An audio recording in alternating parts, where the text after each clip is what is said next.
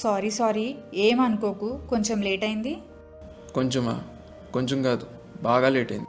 Sorry రా, ఇదే last time, ఇంకెప్పుడు ఇలా రిపీట్ చేయను. నా బుజ్జి కదా. అమ్మయ్యా, నువ్వు నవ్వావు, నాకు అంతే చాలు. నేను నీ మీద ఎందుకు కోపంగా ఉంటాను దీపు, కానీ కొంచెం లేట్ అయితే లేట్ అవుతుందని చెప్పు నాకు. అవును, నీకోటి చెప్పడం మర్చిపోయాను, నేను నైట్ ఊరికి వెళ్తున్నా. అవునా?